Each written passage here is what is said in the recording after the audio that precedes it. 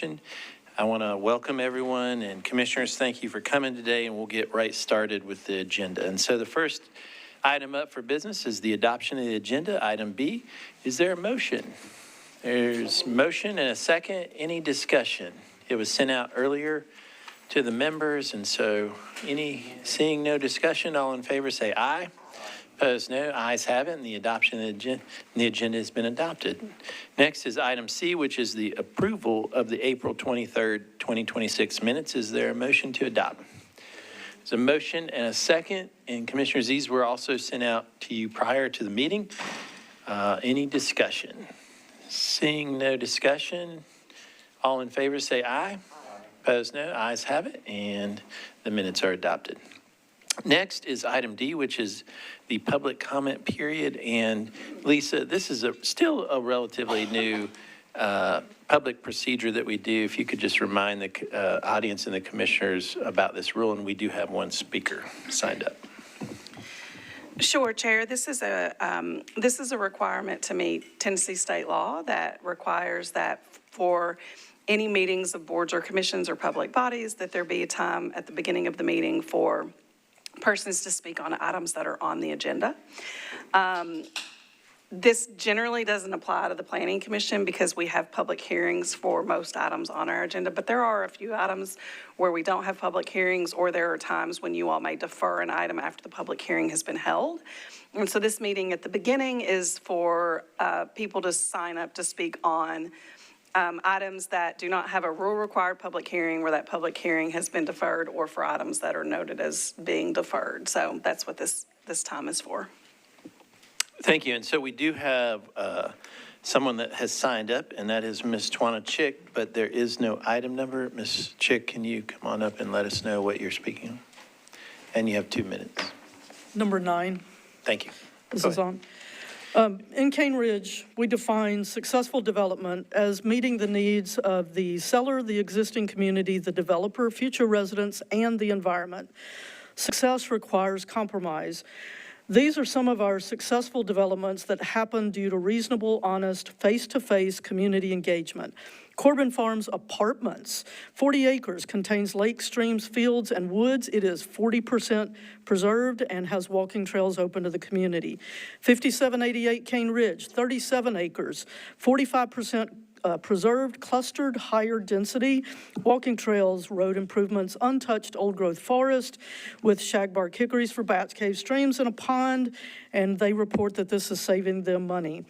Old Hickory near Whittemore, 37 acres, about 40% undisturbed, that contains caves, slopes, springs, old growth forest, higher density clustered units were supported by the community towards the front of this one.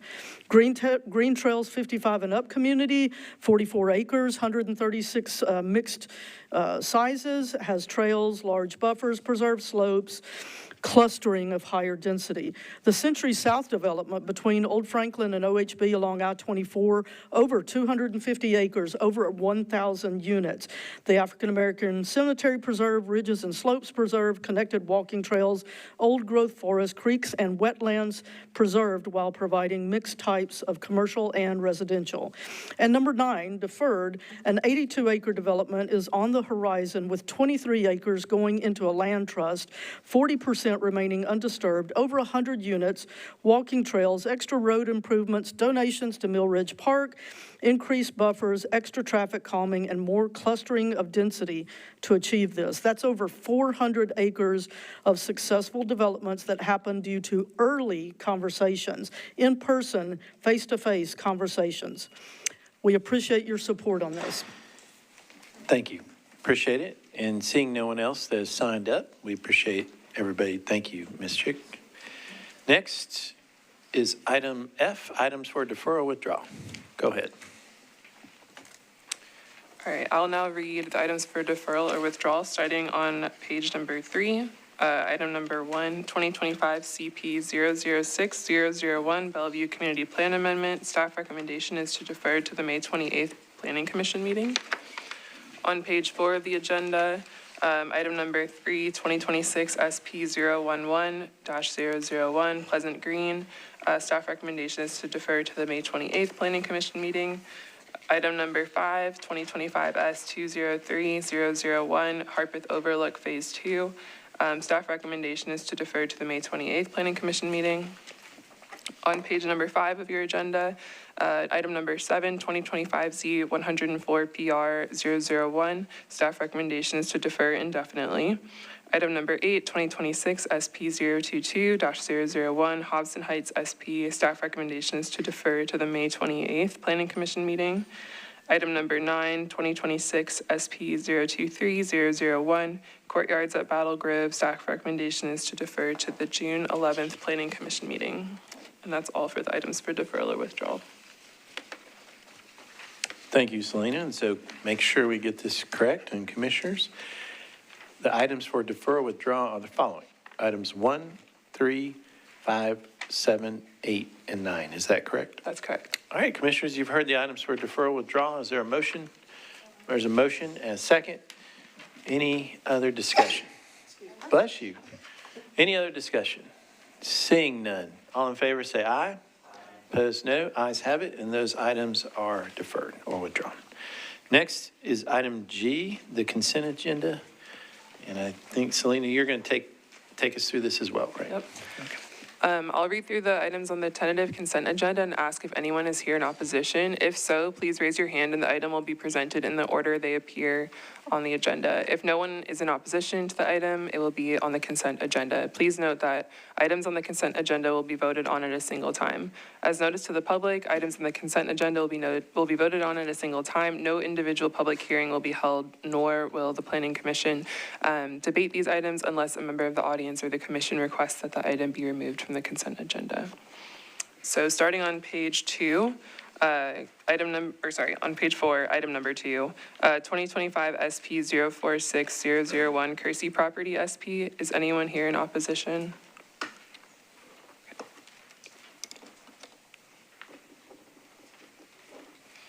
Okay. Item number 4, 2026 SP 019001 Ridgeside Heights. Is anyone here in opposition? Okay, that will be placed on the agenda to be heard.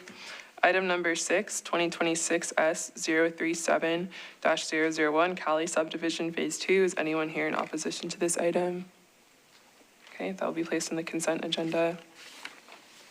On page 5, item number 10, 2026 S063001 Martins Glen Phase 1. Is anyone here in opposition to this item? Okay, that will be placed on the consent agenda. Item number 11, 2026 S072001 2402 Santi Avenue. Is anyone here in opposition to this item? Okay, will be placed on the consent agenda. On page 6, item number 12, 31284P001 Poplar Creek Estates PUD cancellation. Is anyone here in opposition to this item?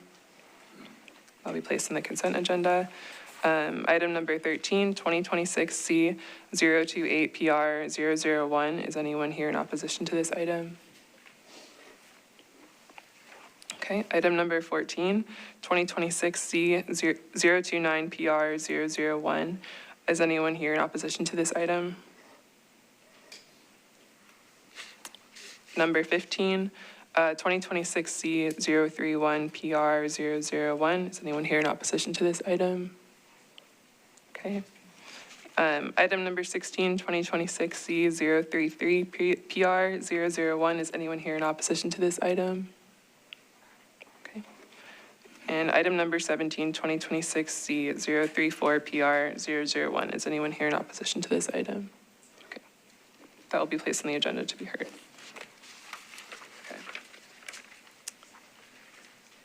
As information for our audience, if you are not satisfied by a decision made by the Planning Commission today, you may appeal the decision by petitioning for a writ of cert with the Davidson County Chancery or Circuit Court. Your appeal must be filed within 60 days of the date of the entry of the Planning Commission's decision. To ensure that your appeal is filed in a timely manner and that all procedural requirements have been met, please be advised that you should contact independent legal counsel. So I'm going to go through the items that are on the consent agenda with some captions and our staff recommendations. Back on page 4, Item 6, 2026 S037001, Callie Subdivision Phase 2, request for final plat to create 36 lots on property located at 5693 Cloverland Drive. Staff recommendation is to approve with conditions. Item number 10, 2026 S063001, Martins Glen Phase 1, a request for final plat approval to create 46 single-family residential lots on portion of property located at 4057 Maxwell Road. Staff recommendation is to approve with conditions. Item number 11, 2026 S072001, 2402 Santi Avenue, a request for final plat approval to create 2 lots on property located at 2402 Santi Avenue. Staff recommendation is to approve with conditions, including an exception to section 352 D2 for lot size. On page 6, item number 12, 31284P001, Poplar Creek Estates PUD cancellation, a request to cancel a portion of a residential planned unit development overlay district on properties located at 8011 and 8087 Poplar Creek Road and Poplar Creek Road unnumbered. Staff recommendations to approve. Item 13, 2026C028PR001, a request to rezone from RS10 to R10 for property located at 917 Hospital Drive. Staff recommendation is to approve. Item number 14, a request to rezone from RS5 to R6A for property located at 110 Lutie Street. Staff recommendations to approve. Item 15, 2026C031 PR001, a request to rezone from AR2A to RM9NS. Zoning for property located at 7345 Old Charlotte Pike. Staff recommendation is to approve. Item number 16, 2026C033 PR001, request to rezone from RS10 to MUNANS zoning for properties located at 2212 and 2216 Riverside Drive. Staff recommendation is to approve. And item 18, new employment contract for Rebecca Webster, and accept the director's report and administrative items. Thank you, Selena. And so make sure we get these right, but these will all be, commissioners, as a reminder, these will all be put on the consent agenda and passed at one time. And so these are the following items. Items number 6, 10, 11, 12, 13, 14, 15, 16, 18, and 22. Is that correct? That is correct. Thank you, Selena. Commissioners, you've heard the items to pass on the consent agenda. Is there a motion? Motion and a second. Any discussion? Seeing none, all in favor say aye. Opposed, no. Ayes have it, and the consent agenda is adopted. And commissioners, for some reason, I skipped over item E, which is the council members, which I am very sorry. We love all the council members. So, Councilor Benedict, you want to say a few words? Thank you for coming, and I apologize for that.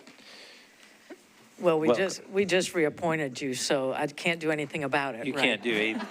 I'm sure you could kick me off here somehow. I would never. Thank you. Thank you so much, and good afternoon, commissioners. I wanted to speak with you on number 17. I did see that there's someone here who would in opposition to this, so I wanted to give you a little bit of information about it. This is a corner lot, strangely shaped, and we're taking it from RS, well, the applicant, and I'm supportive of it, is taking it to RS 7.5 to R8A. So that would allow them to build as many as 2 units on the parcel. This is a corner lot at the corner of Emmett Avenue and Argle Avenue in Madison. It's 0.2 miles from Gallatin Pike, so it's within a quarter mile from Gallatin Pike, which certainly was part of the RN, RL, the packet of new tools that we have in our zoning tables. So it does align with that. It also does align, as the analysis says, with the policy in the area, and I think it's good for us to be looking at this type of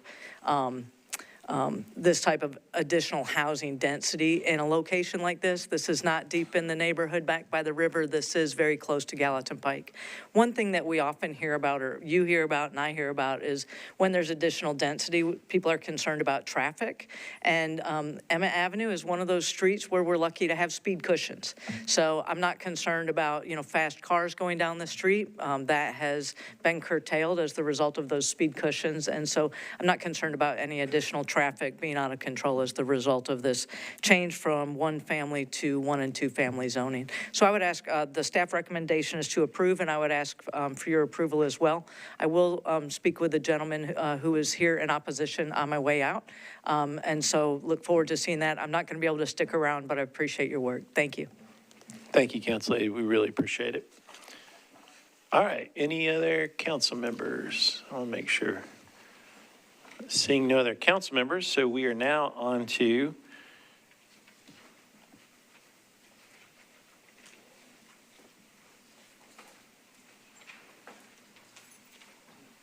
all right, so commissioners, we are on item H, which is the design and development strategy presentation, and it's an informational presentation, so we'll go ahead and hear that, and we appreciate you doing the presentation for us. Thank you. Yes, good afternoon, commissioners. My name is Jared Islis, and I am here, let me make sure that gets there. Okay. Ooh. Okay. Good afternoon, my name is Jared Islis. I am a planner in the Design Studio Division. I'm here today to talk to you all about a new initiative that the Planning Department is underway with called the Design and Development Strategy. I want to start off by saying that this is a interdepartmental, interdivisional project that we're working on. I'm from the Design Studio team, but we've got representatives from all of the planning divisions on this project team.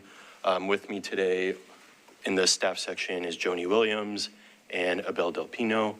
Also, Emily Lang is a big part of this project as well. So I just want to let you all know that. So to start off, I just want to give you an idea of the part of the town, part of the city that we're looking at. And this project is really focused on the urban core of Nashville. You see here on this map, on the right-hand side, you see the map of Davidson County, and on the left, you see the zoom in of what we're calling the urban core. It's that red dashed line, which I'll show a little bit more zoomed in on this next slide.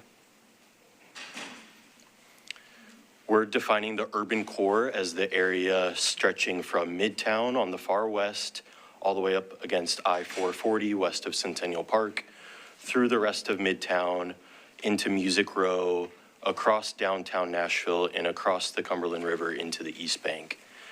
These are all areas that we are considering as part of this work, as part of the urban core.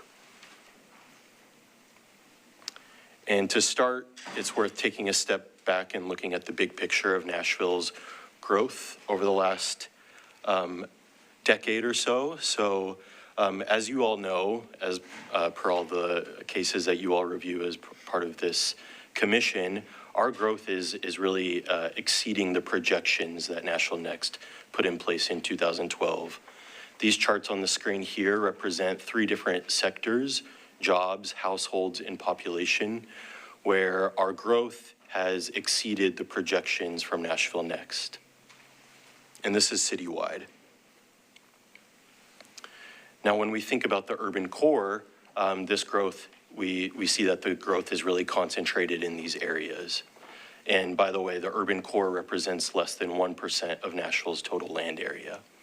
So 29% of Nashville's new residential units have come in the urban core within the last decade. Just over 60% of the new office space has come in the urban core, and just over 80% of the new hotel rooms have come in the urban core. And this really speaks to the growth and development pressure in these areas.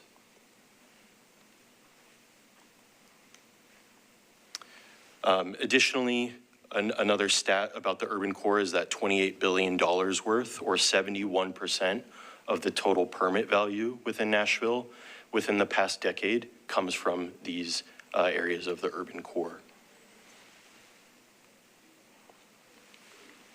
The growth in the urban core is guided by several different planning and policy documents that you as a commission have adopted in the past. They're here on your screen. They date back as far back as 2007. You see there on the far left, the Downtown Community Plan, but also as recently as 2022 with the Imagine East Bank Vision Plan. These plans are, as you know, they've been adopted at a point in time, which really speaks to specific pressure or change that's happened in these areas. For example, most recently, East Bank was adopted, as the redevelopment of the East Bank was coming to fruition. These areas are similar, and the plans and policies that guides these areas are similar in their challenges and also the aspirations that planning staff and that these plans speak to. Things like traffic congestion, rising costs of living, attainable housing, lagging implementation of infrastructure, and then fading and loss of character and natural resources are all things that each of these planning documents have spoken to, and it's why it's important that we're thinking about them holistically today. And then in terms of aspirations, they all speak to walkable mixed-use districts, high-quality transit, transit-oriented development, and preservation of historic buildings and resources as some of the things that, residents and people in these areas would like to see. And so now the planning department has initiated this new project, the Design and Development Strategy, or D&DS, as a comprehensive assessment of Nashville's existing tools and procedures that guide growth and development within Nashville's urban core. And when we're talking about the urban core, we're really specifically talking about these mixed use and commercial areas within those previous planning study boundaries: downtown, midtown, Music Row, and the East Bank. And we're doing this starting with an assessment of existing conditions and really making sure that our understanding of these areas is current and accurate. As you saw on the previous slide, some of these plans were last updated over a decade ago, and there's been a lot of change in these areas since then. Now, there's quite a few reasons why we're doing this study and why we're doing this study now, but here's a few of them. First and foremost, as I mentioned, some of those plans are relatively outdated, especially considering the changes and pressures that are in those areas today. So the downtown community plan and midtown study are both over a decade old. And so a part of this work is going to be to update and refresh those plans and make sure that they speak to the present needs and desires of these communities. Secondly, we're thinking about across the board how we can align the recommendations from various plans and studies. Some of the newer area plans like Music Row and East Bank, we still think that those recommendations are sound and we would like to implement more of that work. But there's also been a lot of county-wide planning that's happened in the last few years, specifically Choose How You Move and the Unified Housing Strategy, that we want to make sure that these areas are accounting for and speaking to. And then thirdly, one that I think this body can really speak to, and we'd love to get any thoughts from you all now or in the future, but we're looking to understand how the tools and procedures that guide growth and development within these areas, how they're functioning and how they're implementing presently. So we're taking an assessment of existing land use policies in these areas, existing zoning tools and overlay districts, as well as the processes that development goes through in order to get approved and implemented, and making sure that that is all working and functioning well. And then lastly, but not least, we really see a great opportunity here to build off some of the recommendations of those previous plans as they relate to historic preservation and identity, and thinking about the feasibility of new preservation tools. One of those, which was recommended as part of the Music Row Vision Plan in 2019, was a transfer of development rights program that we're seriously, looking at and exploring the possibilities for in the future for the entire D&DS area. So in terms of process and timeline, we are currently in what we're calling phase 1, analysis and initial assessment. Planning staff, we announced this project in late March, so we're about a little over a month into this now, kind of publicly speaking about it. So we're in the really early stages. We had a few public meetings held in early April that we were able to get some high-level feedback from members of the public as well as some other stakeholders. And then we're really looking forward to being able to publish an existing conditions report, which will dive into all of the content that I've previously mentioned early this summer. I'm hoping that that's out and y'all can review it in June. Later down the line, we do anticipate subsequent phases of work here. Phase 2 is scenarios and recommendations. That's where we'll really be diving into what potentially could and should change in these areas based on the feedback and the existing conditions report. And then later, phase 3, we'll be looking at how we can implement those recommendations. And then, so just as a, in conclusion, this map here on the screen is what we're calling the initial observation area. And we're trying to be really clear with the public and with all of our stakeholders in that why we're calling it an initial observation area. And that's because this is a really large area. It's just under 3,000 acres. It spans 5 different council districts, and there's a lot of unique aspects within these areas. So one solution is not going to work for all of this. And so when we get into the later phases 2 and 3, we do expect there to be some variety in the recommendations and in the implementation. But right now we're looking at this kind of holistically as an observation area. And that is my last slide. So I'm happy to take any questions or comments.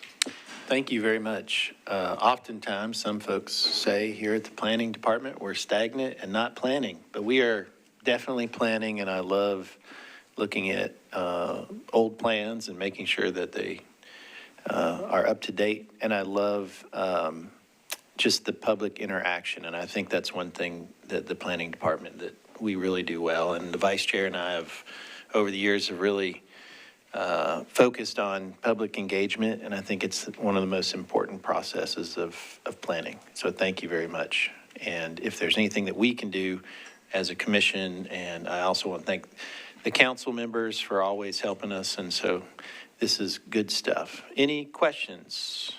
Vice Chair. I had a couple of questions related. So we're talking about various preservation tools. I'm wondering what other tools, or if we'll consider other tools to promote other things that we've hoped to see in this area, such as affordable housing, also thinking about more opportunities for transit-oriented development as we're really trying to improve our transit system. So if you could speak to one or both of those, that would be great. Yeah, thanks for that question. And I should have pointed it out on this map, but you may see purple lines that are radiating out from the center of the city here. And those are our Choose How You Move all access corridors that'll see improvements across all mobility components, including transit. What really strikes us about this map is just how much of an overlap there is between the urban core areas and these all access corridors.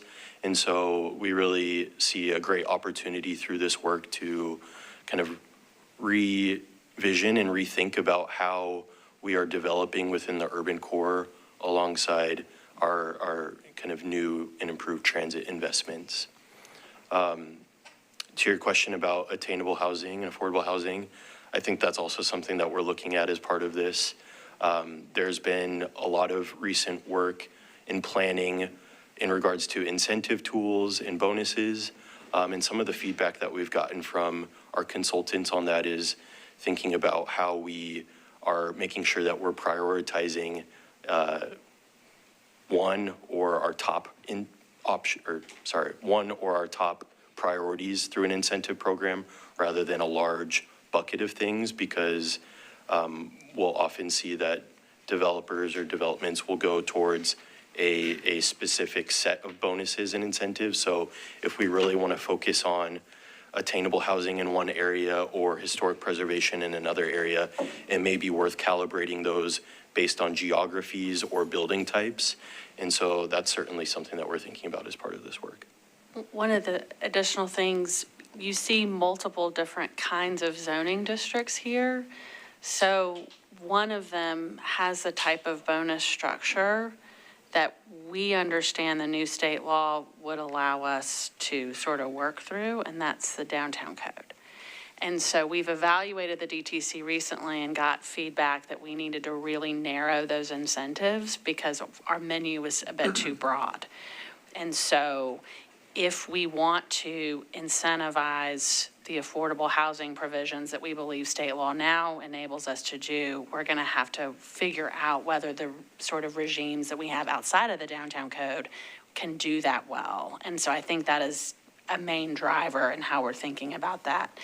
The TOD work, which I think of as making sure that our transit-oriented developments are promoting these goals, including housing, is also, I think, going to need to be structured a little differently than what we have today in terms of zoning outside of the downtown code. And so this is an important inquiry in terms of thinking about how zoning can work to deliver the kinds of public goals that we have as a city. And I think we often don't think of it that way, but it can be a preservation tool and it can be a conservation tool. And it can be something that orients us towards outcomes of interest and working very closely with property owners and sort of their goals for the property. Can you remind me how much of this area is covered by the downtown code? Yes. I don't know the specific acreage Yeah, that's off the okay. top of my head, but if you look at the map, it's everything kind of, can you see my mouse? No. Okay, so it's everything east of I-24, I-40, west of the river, south of Jefferson Street. There's a couple parcels that poke up above Jefferson Street, and now there's quite a few parcels on the East Bank, in East Bank and East Bend, Wauseota Bend. Yeah. Any other comments? We'll do the council member and then Commissioner Leslie next. Thank you for this presentation.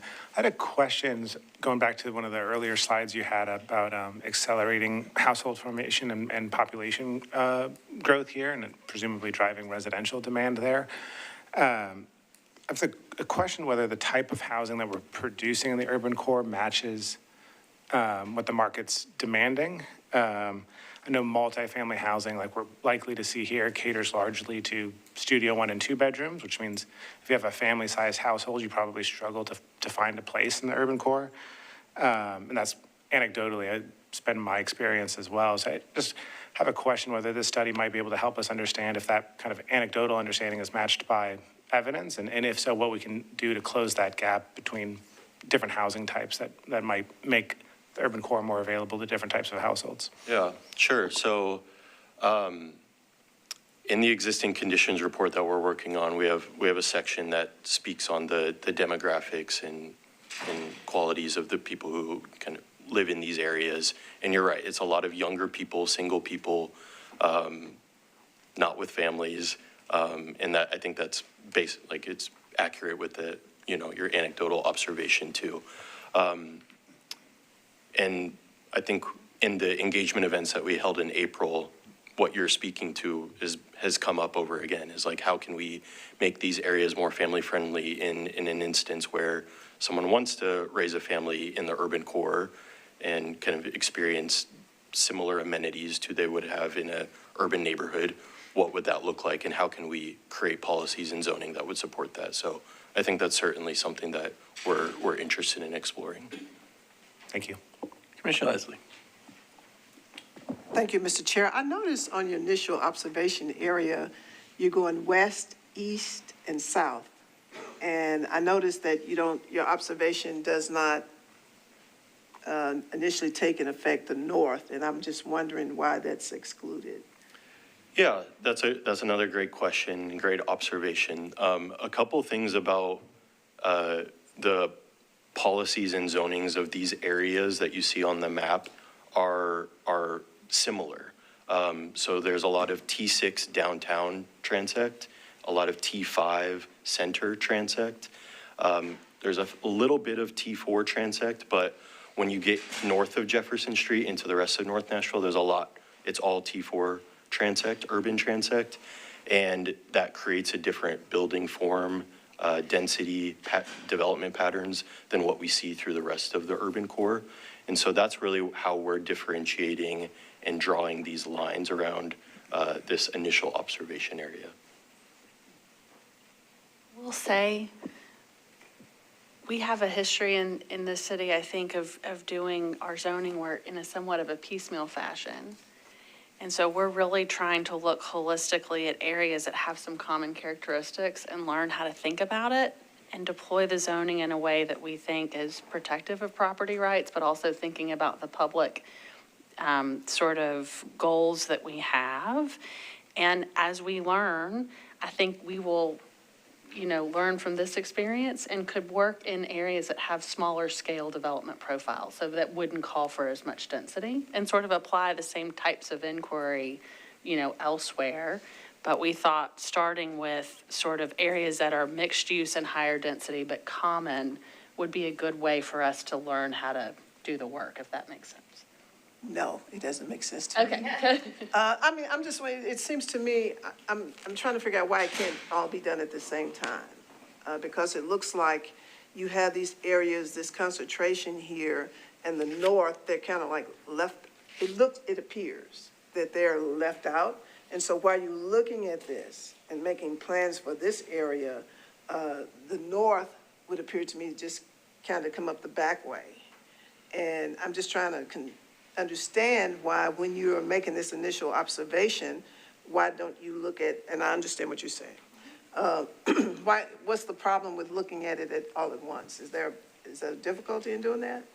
Let me jump in. We can take this, the point of this is to get feedback. And so if the initial observation area needs to be broadened, that's something that we can consider. Or, also I want to make sure we align with other work that, like, we've done a fair amount of work sort of, and I think it would be helpful to show near Buena Vista and some other areas more recently than this planning work. And so I think that might also be helpful, just to sort of see holistically what the department's done over the last 10 years. But this is good feedback, and we can, come back and illustrate that. And happy to, we want to have as comprehensive of a response as possible without having too much sort of weight on, the project. But happy to do that. Great conversations. And Commissioner Dundon, and then Sorry. Commissioner Farr. Vice Chair. Quickly follow up on that. In that, if you were to add that to the map, could you, whether, like, I know MDHA did envision Casey, could we include things that might have been done by other agencies as well, just to give us a feel for that? Yeah, what I'm thinking is we could show other planning work that's been done in these areas, not only in the north, but also in the east. So there's been quite a bit of work done. Wedgwood, Houston down here, we had a huge planning effort around there 7-8 years ago, and we updated the zoning code. As a result, we can add that as well. So you can sort of start to see how they all work together. This is great feedback. Thank you. Commissioner Dundon. I just have a question about how we're going to identify sort of the suite of tools that are possibilities. And I know, there was one example of TDRs, and are we relying on consultants for that? Are we looking at other cities, all the above? If you could just speak to that a little. Yeah, short answer is all the above. Long answer is we do have consultants on board who are helping us assess kind of the market dynamics and as well as the economics of how we can set entitlements and incentives and that sort of thing, and what that changes to the market. And then we also have consultants who are looking at what changes in zoning standards would physically look like in different zoning types or development patterns. And so, we have consultants, we're looking at peer cities. Like I said, we're assessing our current suite of tools. That's work that staff internally is doing. We're looking at all of our existing zoning districts and overlays and design guidelines and previous plans and previous policy tools that apply within these areas. And we're creating an inventory of that. When you, does the consultant run scenarios around some of them? Like, you'll say, okay, let's say this existed. Okay, great. Yeah, so that's on a slide I had, there was 3 phases of work. And during phase 2, we'll be looking at different scenarios for what policy and zoning may look like. Yeah. We're happy to bring all of that technical inquiry to the commission. I mean, you can dig in to the degree that you're interested. We could provide sort of the areas of research we're looking at and then take your temperature and come back and present that technical information. And it's one of those things where if the commissioners, we can always hold another workshop if we need to drill down into questions, because I know this is a lot of work. It's complicated. This is really good feedback. And speaking of tools and peer cities, and I didn't even want to bring this up, but I just have to. The one good thing that Atlanta, and I hate to bring up Atlanta, but the one good thing that Atlanta does is they have an amazing greenway system, urban greenway system, and which creates a lot of development spurred around that. And for the urban core to work properly, you have to have, I believe that you have to have a really good greenway system in some instances. And I would love for us to have that as one of the tools and really focus and look at Atlanta. I've talked to the director about this over the years, and it's one thing that the urban core really needs to, if there's opportunities for us to expand.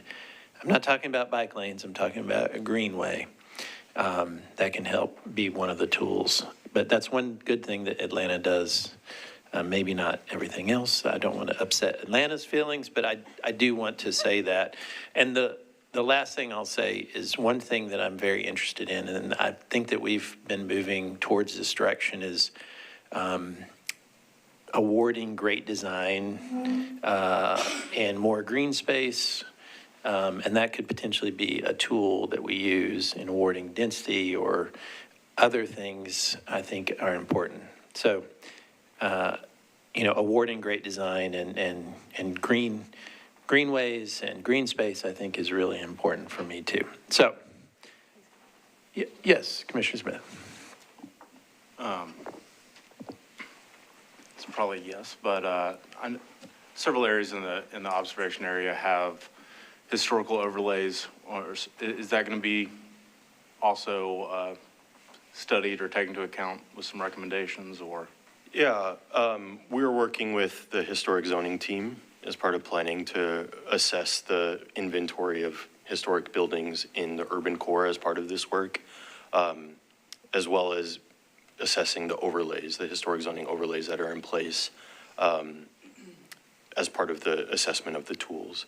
There's only a handful within the boundaries, obviously the 3 or 4 that are kind of clustered around Lower Broadway and 2nd Avenue.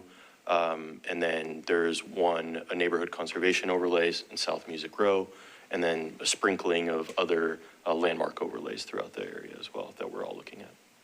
Yep. Any other discussion? Vice Chair. I'm sorry. One other thought, and especially if it does go towards, expanding the observation area to where we have more single-family housing, making sure we take into account what tools we have to limit displacement. For better or worse, a lot of what you're looking at here has been developed already. But we certainly want to make sure that as we expand this work, we're focusing on, whatever exists to limit displacement. Excellent discussion. Any more discussion? All right, seeing none, we are on items to be considered. And so, Commissioners, we are considering 3 items tonight for public hearing, and that's items number 2, 4, and 17. And I do want to remind everybody that please silent your phones during this portion because we want everybody to be heard, and we appreciate everybody come down. And for those of you who've not been here before, the process goes a little like this. We'll hear the presentation from the staff. We'll open the public hearing. The applicant in the room will get 8 minutes, and they can save 2 of the 8 minutes for rebuttal. And then after the applicant speaks, anyone wishing to speak, we do both for and against or neutral all at the same time. You'll come up, line up. Everybody gets 2 minutes to speak. After that, we'll have the rebuttal from the applicant, then the council member if they're here, and then we'll have we'll close the public hearing, and then the commission will have their deliberation. And so, again, appreciate everybody coming down. It means a lot to us. We always ask everybody, try to keep it professional. We do too. And so we appreciate that. And so we'll start with item number 2. Dustin Shane, staff planner. This is the Kersey property SP. This is a request for preliminary SP approval to permit a mixed-use development. Our recommendation is approve with conditions, disapprove without all conditions. So the site is a single parcel, about 5 acres in size, located at the northeast corner of Old Hickory Boulevard and Twin Oaks Lane. It's been zoned AR2A since 1974, is currently vacant. Surrounding parcels are zoned CS, AR2A, and an SP to the north that has multifamily and commercial uses. So the site is within the T3 Suburban Community Center policy and with some conservation policy. So T3CC is intended to enhance and create suburban community centers that are generally within a 10 to 20 minute drive of suburban communities. They're supposed to be pedestrian friendly, located at prominent intersections that contain mixed use commercial and institutional uses. The conservation policy on site is limited to an area of stream buffer along the northern property boundary. The site is also located in the recently adopted Cane Ridge Antioch Small Area Study, which places a focus on environmental and historic resources. The study does not change the base policy pertaining to the site. Rather, it provides guidance for several general areas within the Cane Ridge community. So the proposed plan there on the screen, north is to your right-hand side. It consists of 46 multifamily residential units in the form of townhomes and about 32,000 square feet of non-residential uses. The non-residential would be limited to 2 buildings centrally located on the site facing Old Hickory Boulevard, and these buildings would be surrounded by the residential units, which would front public streets and open spaces. It proposes vehicular access from Old Hickory Boulevard and Twin Oaks Lane. There's a private drive network that connects the units in the parking areas. And along the public streets, the plan proposes sidewalks and grass strips consistent with the major collector street plan. Plan proposes architectural design standards, includes formal landscaping requirements, including a 10-foot landscape buffer along Old Hickory Boulevard, which is consistent with that street's scenic arterial designation. There's also a landscape buffer along the eastern property line. That's the bottom of your screen. That's provided with adjacent residential areas. And then the plan preserves the existing stream buffer on the northern property boundary that's associated with Hurricane Creek. So reviewing the plan against the T3CC policy, we found it incorporates several characteristics of that policy, including having a mix of uses, including not residential and non-residential. And then the site layout and bulk standards show shallow setbacks, regularly spaced buildings that are articulated towards public streets and open space, with the parking generally beside or behind buildings, and that's all consistent with the policy. Conservation policy, again, is just that stream buffer on the northern edge, and it leaves this area undisturbed. It's in the area 1 of the Cane Ridge Small Area Study that was just completed. Because of some tree coverage that goes through the center and the northeastern boundary of the site. However, the tree coverage is not significant enough to create the kind of contiguous or wildlife corridors that the study was designed to identify and support. And as I said, the northern part of the site is being left undisturbed. So our recommendation is to approve with conditions and disapprove without all conditions. Thank you. Thank you, sir. Commissioners, we'll go ahead and open the public hearing. Is the applicant in the room? Come on up. Welcome, and you have 8 minutes, and you can save 2 of the 8 minutes for rebuttal. Please state your name. Thank you, Mr. Chairman. Members of the commission, yes, I'd like to reserve 2 minutes if I could, and I don't think I need the 6 minutes at all. My name's Sean Henry. I'm here on behalf of the property owner, the developer. Mr. Yazdian is here, Mr. Spielman is here, and Mr. Epps is here, who's the site designer. My address is 500 11th Avenue North. I'm here in place of Tom White. He couldn't be here. He's in Shelbyville doing something similar to this. So I've had a few days to get caught up on the project and have a fairly good understanding based on the staff report, which is very thoroughly prepared and analyzed what the development is all about. I understand there's been numerous meetings with neighbors since this project really got kicked off February of last year. So we're well over a year now in really hammering away at this site and trying to make adjustments based on meetings that were held. There's town hall meeting at the Cane Ridge Community Center. There's been virtual meetings led by the Council Lady Lee. There's been some individual meetings. And so each time, my understanding is each time there's been some input received from the development team, they've done their best at incorporating that into the site design. And we think they've succeeded in doing so, and certainly the staff thinks so as well. A couple of points, the Hurricane Creek preservation. Hurricane Creek, as you can see on the screen all the way to the right, fully buffered pursuant to the stormwater management requirements. That's an asset that not only benefits the community, but will benefit the people who are going to live in these homes. This is a mixed-use development. And if you noticed the community character manual map just a moment ago, the policy map, this is the southernmost property within that community center T3 policy. And so this property, as you from here headed north, is intended to be, in the mixed use concept. And everything south of here is to remain in residential, but still in a policy of neighborhood evolving. And so what you have here along Twin Oaks Lane, which is a dead-end street, by the way. Twin Oaks Lane comes in off Old Hickory Boulevard, curves to the south, and runs right into the back of Cane Ridge Park, Metro Park. And so we understand there's folks who live along there who have really large lots, and it's very, very comfortable to be in that kind of closed-in area, quiet, and all of that, right on the county line.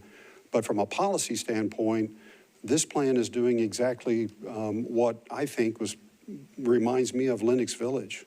When I looked at this, I thought, Lenox Village, which former Director Rick Bernhardt really began that type of mixed-use development in Nashville with the Lenox Village experiment, which has been quite successful. And fortunately, Mr. Epps was the site designer on Lenox Village, and he's the site designer on this property. So what you begin to see here is something that, in my opinion, very much resembles the Lenox Village prototype of a development that has been successful. We certainly think this will be successful. And you can see how the mixture of uses share that parking field in between the units and the commercial properties. I was struck by the presentation, the excellent presentation that was made just a moment ago about your effort for a design and development strategy, because these policies really mean something. When I get a phone call from someone, whether it's a property owner or someone wanting to buy the property and do something with it, your community character map on the Metro Parcel Viewer is the first thing I pulled up on the screen. They want to know what their chances are of getting approval to do whatever they want to do with a piece of property. And it's your map and your policy that enables me to advise people on whether or not they're going to be able to do it without changing policy, whether the policy supports the zoning district that they might be looking for, what are the options.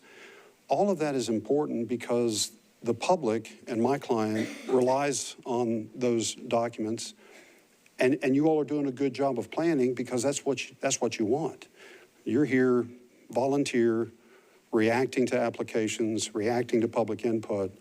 But from a planning perspective, again, I was impressed by the presentation and where you're headed on that, because you really want to get out in front of the development and guide it. And that's exactly what's been done here, and it's exactly what my clients relied upon in order to develop this plan and produce this plan.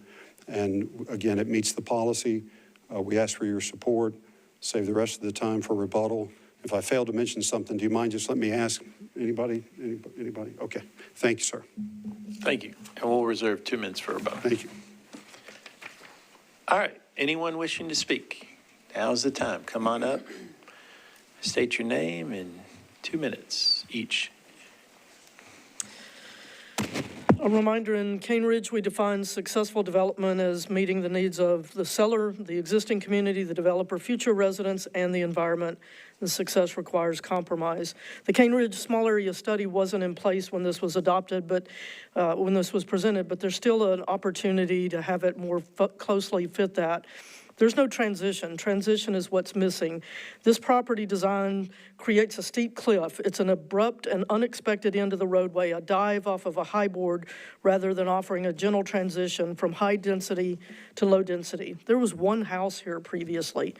A simple reconfiguration of available green space and undisturbed space could help achieve this goal. Creek notwithstanding, it has to be protected. We as a community could have figured this out with a developer who does build good products, by the way, had there been an in-person community conversation along the way. I'm asking for a 2-meeting deferral to revisit the plan in an in-person community conversation meeting. Dates are available at the Cane Ridge Community Club for this purpose. I ask for a condition of approval that there be an in-person meeting at least 2 weeks prior to the Metro Council public hearing for the purpose of ensuring language exists regarding multiple small issues like fencing that haven't been put in writing. I finally ask for a condition of approval that all available green and open space be moved to the Twin Oaks end of the development in order to help provide a better transition and a buffer for the residents of Twin Oaks. They're going to be squeezed by this and over 10 more that are coming just between this and I-24. They're going to have no way out. They're literally getting squeezed. Thank you. Thank you. Anyone else? Come on up. Welcome. Hi, Lori Chaffer. I'm on Twin Oaks. On behalf of the 27 people who signed the letter to planning, I'm requesting an approval with condition to work through what we believe are reasonable compromises for this development. I live on the 3 acres adjacent to this property, and I'm personally concerned about 4 things. One's my livelihood. I have a studio out back, and construction and occupancy noise are bad for my business. Second, flooding. During heavy rains, water from the Kersey lot already runs into my crawl space, and I don't want this development to make it worse. Third, privacy. 3-story townhomes on an incline will tower directly over my yard and look into my home. And fourth, the neighborhood character. We are a dead-end street of single-family homes on multi-acre lots. To put 46 townhomes and 2 commercial buildings on the 5 acres at the entrance of our street creates a dramatic density mismatch and sets a concerning precedent for the larger area. As a neighborhood, we appreciate Grandview 8 meeting with us, truly, but requests for change, we were brought into the conversation quite late and have received resistance to requests for change. So we have 3 more conditions that we'd like to ask for. 1, move all unrequired green space to the southeast corner of the development to smooth the transition from high to low density areas as recommended by the Cane Ridge Small Area Study and the T3CC policy. 2, do not widen the Twin Oaks lane. If we can't have the Twin Oaks outlet removed, which we have found out we can't, we would at least like it to be an obvious secondary entrance in order to avoid increased traffic on our small street. This, by the way, will save the developer a lot of money. We're also pursuing conversations with NDOT about this. And then 3, require at least 1 public in-person meeting to address these and other issues, including questions around fencing and sewage connections, with the note that residents are concerned about being charged for sewage system to which they're not connected. To close, we're asking for mutual compromise. Just as our community will adapt for this development, we ask the developer to adapt for our community. Thanks. Thank you. Anyone else? Come on up. Welcome. Hi. My name is Pam Owens. I live in Cane Ridge on Burkett Road. Cane Ridge is a community all about communication. When we work together with developers and they with us, good things can happen. We would like a 2-meeting deferral to revisit the plan for this development in person with the developer. For reasons outlined by the previous speakers, we'd like to work with the developer for the best possible outcome for all involved. Thank you. Thank you.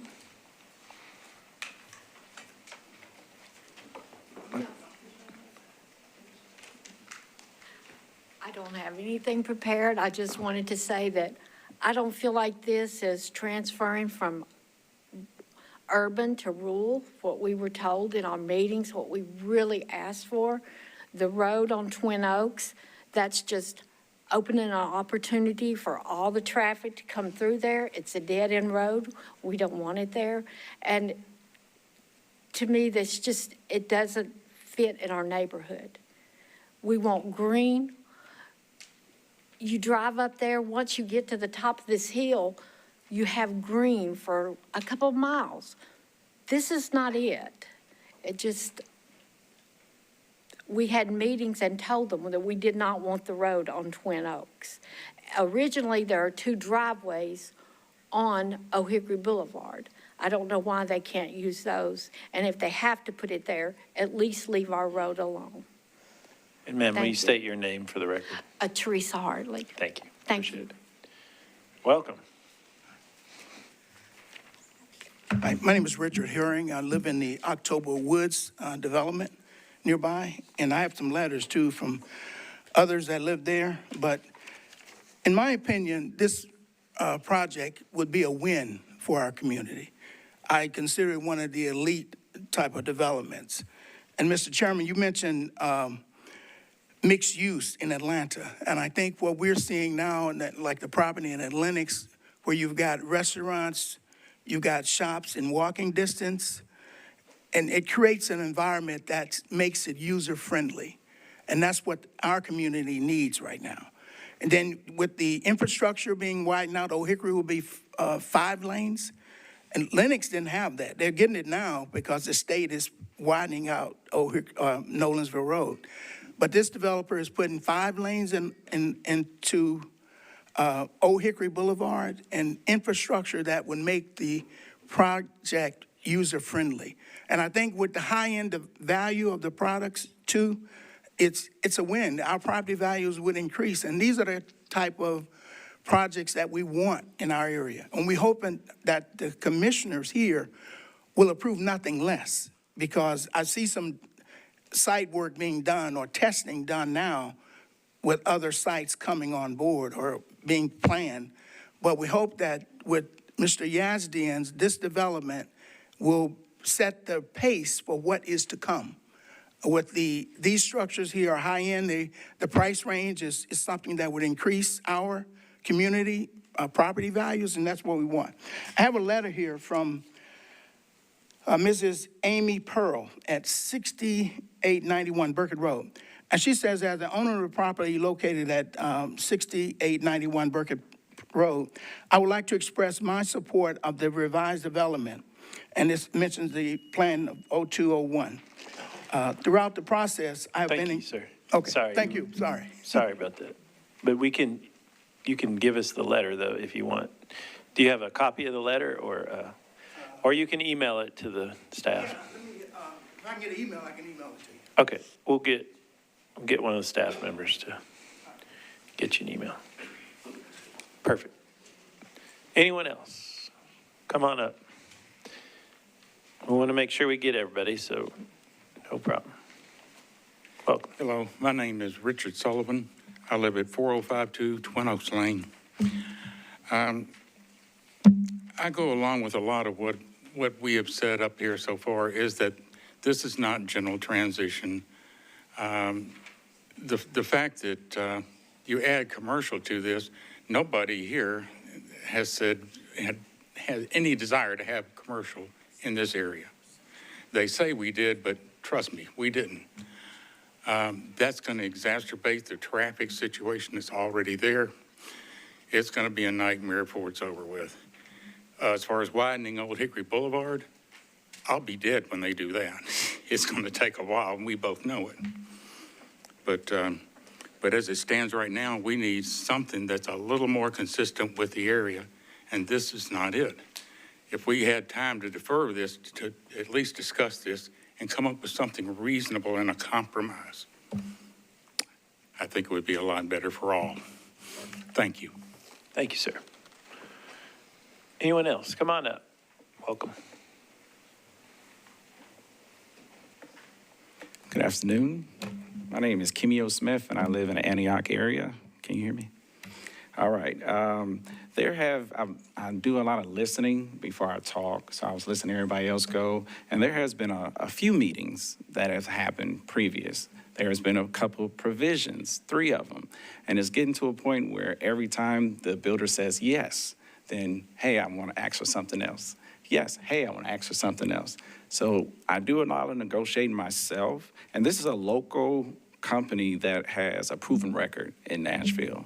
especially in this area. And even the people that are against it have said he's built beautiful things, beautiful projects.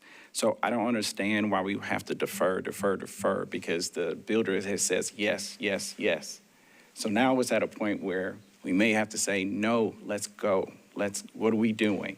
Because why are we deferring? The builder has said that we want to expand to help out with traffic. The builder has also, in previous years, even paid for a traffic light to help with traffic in the area. So you can't say this is, we don't want this for this builder and this guy for this, but yet, thank you for the traffic light. Like, no, we can't do that. We can't pick and choose our battles. This is good for the community. I have personally spoken to the builder where I asked, what kind of commercial are you going to have there? And he said, we're not doing vape shops and stuff like that. We don't want that for this area. And I said, my kids, I have a teenager and a middle schooler. I don't want that for my kids either. I don't want them around that. So he has really thought about how to help this community, how to provide for this community, how are we going to go forward? And I think based off his proven record, we should move forward. That is my ask. Please let's move forward, because if we keep deferring, they're going to keep asking. Because we said yes to everything and we deferred, they're going to come up with something else to ask for. Let's get this going. That's my ask. My name is Kimil Smith, and thank you for your time. Thank you, sir. Anyone else? I want to make sure we get everybody. Anyone else? All right. Seeing no one else, 2-minute rebuttal. Thank you, Mr. Chairman. A couple of things that I just heard. Regarding the proximity of these units to the property to the south, there's a 20-foot landscape easement in there. There's an 8-foot privacy fence. And the minimum distance between the homes there on the screen and that property boundary is 44 feet. So we don't think that's too close. And again, they're no taller than 3 stories. The comment about being too dense, this is well within the policy density. We just don't think it's too dense. If we replaced the commercial units with apartments, with townhomes, with residential, you can bet that there'd still be an argument against this is too dense. So that commercial piece of it helps that density be reduced and adds the mixture of uses that's so desirable under the policy. The idea of moving all the open space down here into the lower left-hand corner, well, that's where the access drive is, and that's the biggest concern that the folks on Twin Oaks have.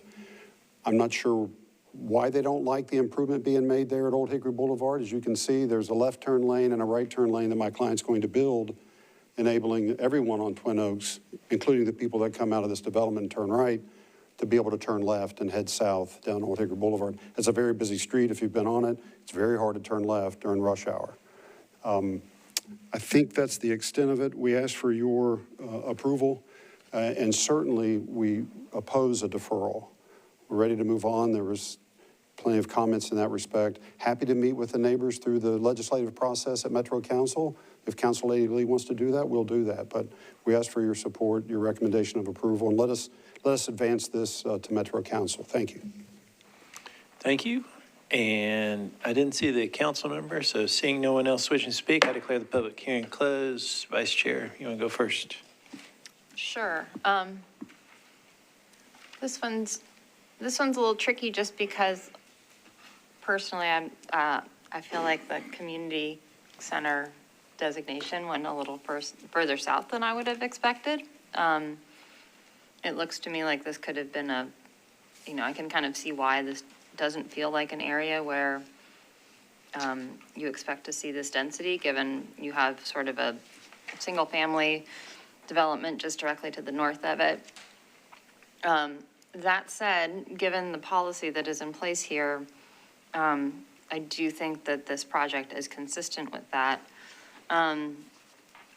So, from the sake of consistency with policy, I do think that this is appropriate. I was impressed that Tuana came down earlier today to speak on an item that was deferred with support. We don't get a lot of people who come down to speak in support, especially if it's a deferred item. And I think, sort of laid it out fairly about what makes a successful development, and the neighbors that have concerns about this development. None of them said no. They just said, we need a little more time to figure this out. You know, I wish the council person was here so that we could hear from her that she was committed to, you know, more public engagement in this process. I don't know if I don't see anything in the comments indicating her support. But I would like to know if we do send this forward, that there's going to be an additional public engagement process, because the neighbors sound like they're willing to kind of negotiate, and maybe they can't get to everything that they're looking for, but maybe there's some opportunities to continue tweaking design to meet some of their needs. Do we know anything about the council person's support for this? Anything at all? I don't know. Okay, I'll listen to others. Any other discussion? Any other discussion? Commissioner Dundon.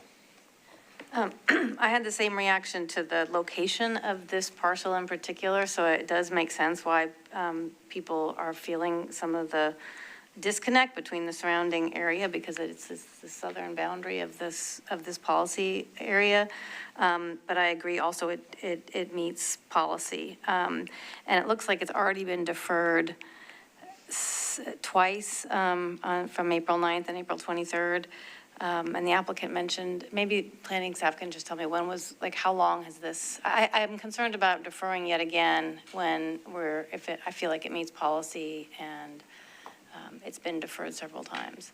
But in addition to that question, one of the commenters in the public materials submitted had some confusion about what the policy area was on this parcel. And now that I see the location, that this confusion makes a little bit of sense. But if maybe there was some questions about when it became in this policy area, when was it designated T3 suburban community center? So if you could just, has that been recent? Because that would certainly influence my view on a deferral. No, we talked with our community plan section about this, and they did a little research and found it had been policied in this way going back decades. Well, I mean, I think I agree with the vice chair that it certainly meets policy, and I think the stream buffer I know is required, but it's an important piece. And if you have a lot of land, some of the foot boundaries of the buffer zones that were just mentioned may not feel like a lot, but it does meet policy, and I feel like we should approve it with conditions and disapprove without all conditions would be my.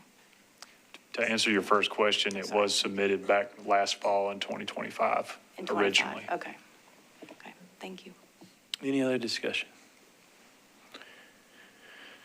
I do want to make just a brief comment, and I do appreciate the neighbors coming down. It means a lot to me and the commission to do public input. And so my expectation is that hopefully the developer will get with the community and talk, and hopefully there might be a little more that you can work out. But if it has enough votes to go forward, I would expect, and I know y'all are good developers, builders, so that would be my personal ask, and I think the commission, we can say that we would encourage more public input on the motion, but that would be my personal, and I think that's one thing that makes Nashville a little different than other places, is that we do have a trust relationship with developers, builders, and the community, and we just want to keep that up. I know it's an ask. I know we can't make a condition to do that, but I do expect that. So, any other discussion? Commissioner Dundon. I'm just curious why we can't make can we just approve it but add one more meeting as a condition? We can't do that. We can suggest, but legally, I don't think that we can mandate that it not move forward without a public. Yeah, we can. Okay. So that is one thing. We can suggest, and in the motion suggest that they have more public input with the developer. Unless we defer it, then that's. We'll follow up with the council member, and I see nodding heads from the applicant. And the applicant comes here frequently, so nodding heads we'll trust. Yes. Any other discussion? We'll need a motion. Vice Chair. I will make a motion that we approve staff's recommendation to approve this project with all conditions, with the added suggestion to the developer and the council member to pursue additional community engagement opportunities before moving this forward with council. That's a proper motion. Is there a second? Second. Any other discussion? Seeing none, all in favor say aye. Aye. Opposed, no. Ayes have it, and it is adopted. So, Vice Chair, we are on item number 4. But I have to exit the building, and so if you would take over as chair, I would really appreciate it, and hand it over. It's always good to see the public and the commissioners.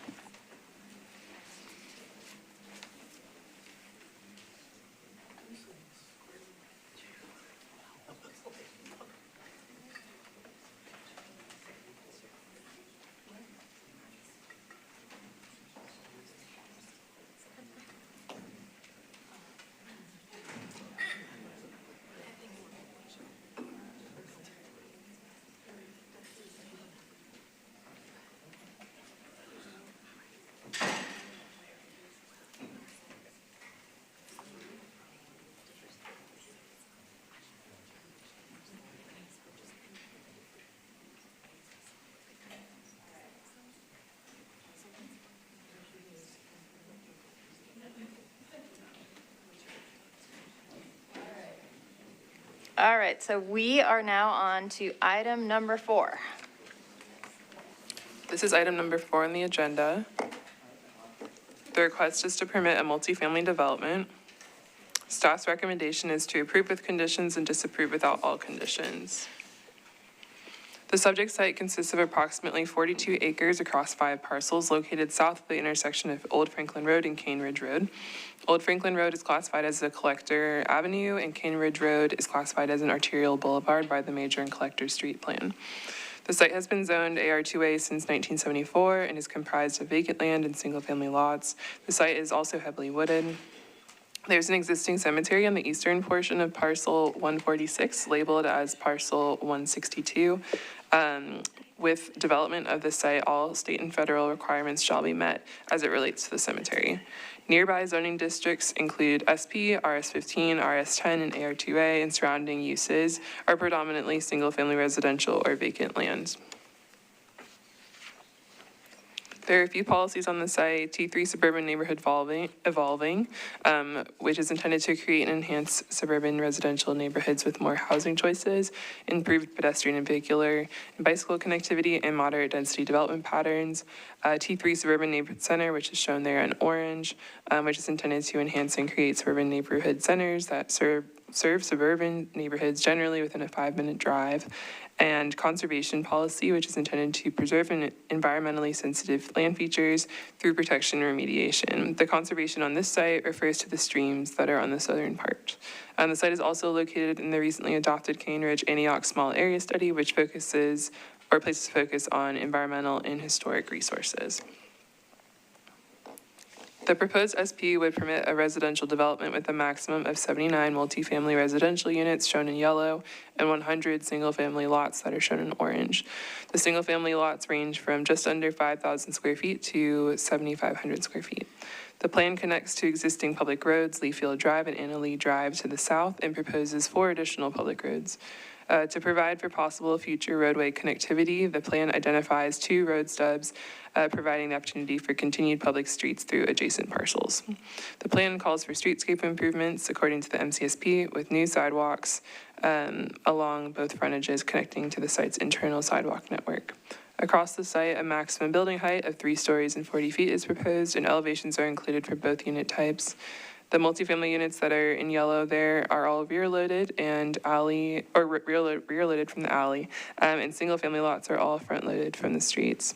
Additionally, a centralized active open space is shown on the northern portion of the site. The plan includes varying widths of type B landscape buffers on the perimeter of the site, and on the landscaping plan identifies preserved tree canopy, and about 3.5 acres of active open space is also provided throughout the plan through a trail and common open space. The proposed SP would permit a total of 179 units at a density of approximately 4.2 units an acre. The multifamily portion of the site is concentrated near the intersection of Cane Ridge Road and Old Franklin Road along the higher classification streets. The T3NC policy that's on that northern part of the site, and then there's T3NE and conservation policies to the south. In the broader area to the north and east of the subject site, there are multifamily and non-residential properties. In T3 policy areas and district destination retail policy areas. The district destination retail here includes the Century Farms development and other nearby developments. The specific application of T3NC and T3NE policies on this site enables the site to serve as a transition between the non-residential and higher density residential uses to the north of the subject site and then the lower intensity uses to the south. The plan includes street connections through the site and streetscape improvements consistent with the goals of the policy on the site to add to well-connected street networks and sidewalks. The SP also proposes smaller lot sizes in the single-family portion of the site, which is supported by the T3NE policy when development is grouped and organized in a manner that preserves environmentally sensitive features. The plan proposes preservation of approximately 16% of the site. And then the landscape buffers on the perimeters consist of existing vegetation and supplemental plantings to meet the buffer yard requirements. The proposed roads cross the streams on the southern portion of the site. However, the crossings have been preliminarily approved by Metro Stormwater with more technical detail outlined at the final SP stage. The preservation of existing natural features and minimal stream crossings helps to balance the conservation policy on a site with also T3NE and T3NC policies, and the plan is also consistent with the recently adopted Cane Ridge Antioch Small Area Study. For these reasons, staff recommends approve with conditions and disapprove without all conditions, and there's also a memo that has an additional condition in it that you should have received. Thank you very much. We will go ahead and open up the public hearing. Is the applicant here? Good afternoon. You probably know the drill, but you have 8 minutes, and you may reserve 2 minutes for your rebuttal and start with your name and general location. Good afternoon. My name is Tyler Deaton. I'm with MI Homes, and we would like to hold 2 minutes for rebuttal, please. Thank you, commissioners and staff, for your time and work leading up to today's meeting. I appreciate the presentation staff put together. It was thorough in depicting what we're proposing for this SP rezoning. Our project aligns with the policies of the T3 Neighborhood Evolving and T3 Neighborhood Center, with moderate density residential, which includes preservation of natural features and promotes pedestrian connectivity throughout the site and to Century Farms and Tanger outlets to the north. We were proactive in speaking with the council member and members of the policy planning department early on. We also referenced the Nashville Next Plan and the housing infrastructure study throughout our planning. We've created a site plan aligned with these goals of the policies. We've consistently worked with planning staff and NDOT to align our visions of the site. My team and I agree with all the conditions of approval, and we've met the policy requirements for buffering, connectivity, and open space. I respectfully ask for your approval this afternoon as we've created a thoughtful plan for the future of this property. Over the past 9 months, we've held 5 community meetings organized through the council member's office, 2 virtual and 3 in person, with the first meeting being last August.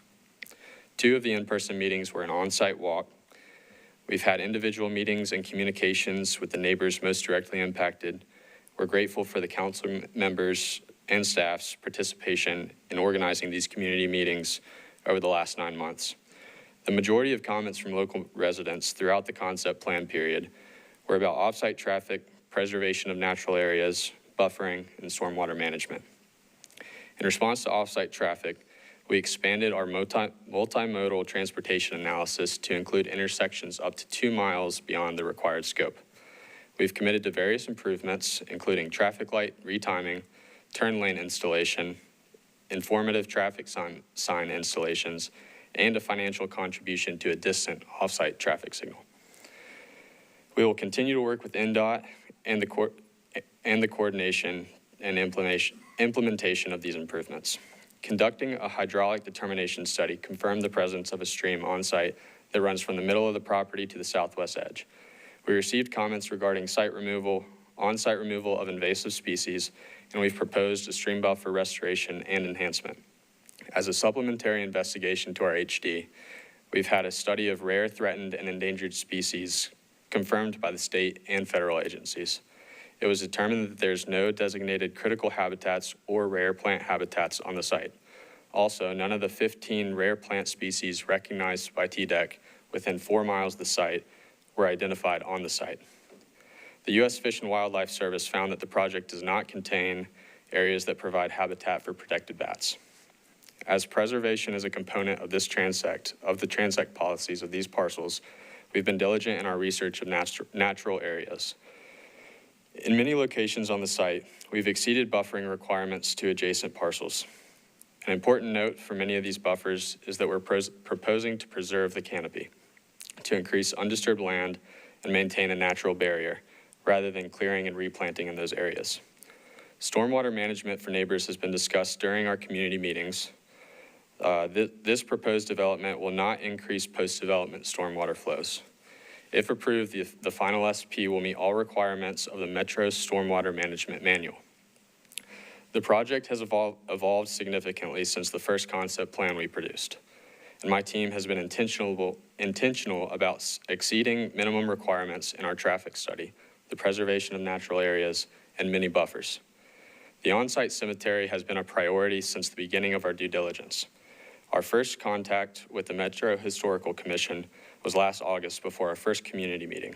We received extensive pre-existing information on the cemetery, including 2 surveys, information of the buried, and GPS coordinates of the boundaries. Subsequent to discussion with Metro staff, we initiated a ground-penetrating radar survey to conduct our own analysis of the cemetery's true conditions and accurate boundary. The survey included delineation of the cemetery. The technical report confirmed past surveys and indicated that there's no additional burials in the vicinity. Over the past 9 months, we've held 5 community meetings, which include 2 on-site walks, maintained direct contact with the residents, and coordinated with the council member, planning staff, and NDOT to create a product that we're proud of in this preliminary SP. We've preserved natural areas and addressed local resident comments while adhering to the transect policies and the Nashville Next plan. We respectfully request your approval of this preliminary SP.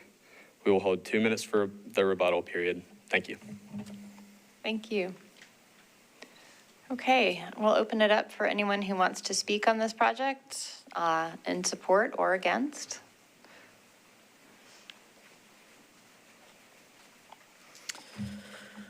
Good evening. We've asked several times for an in-person, sit-down conversation regarding this development. It's a large and impactful development.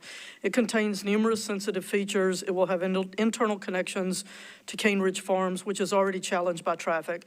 It will cause the I-24 bypass, otherwise known as Cane Ridge Road, to have 5 intersections, each about 600 feet apart, within 0.51 miles. That's the same as Nolensville Pike. That's crazy.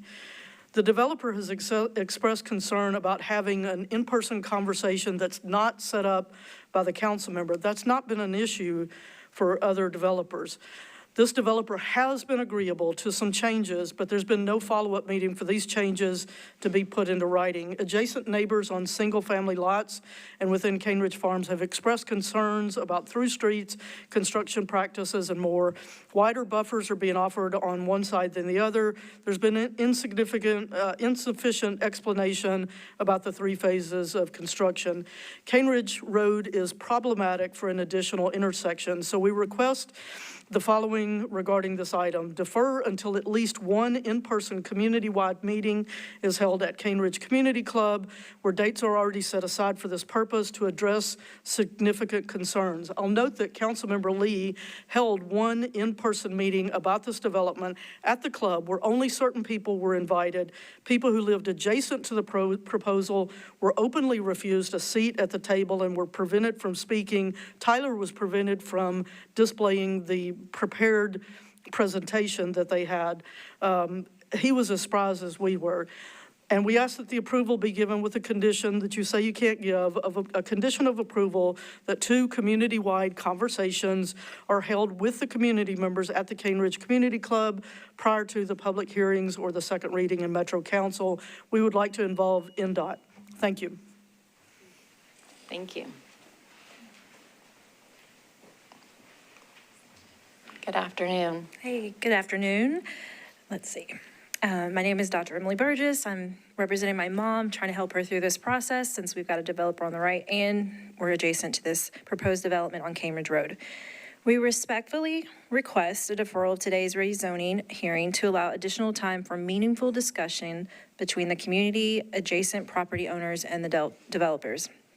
While we appreciate some recent compromises, including the increase, particularly by us, and proposed buffers from 15 feet to 30 feet, which is appreciated, there are still important unresolved concerns regarding traffic, infrastructure, privacy, preservation of greenery, and consistency with buffers provided in other areas, portions of the development. We believe additional time for collaboration could lead to a better outcome for both the neighborhood and the developers, rather than rushing forward before those discussions are complete or irreversible.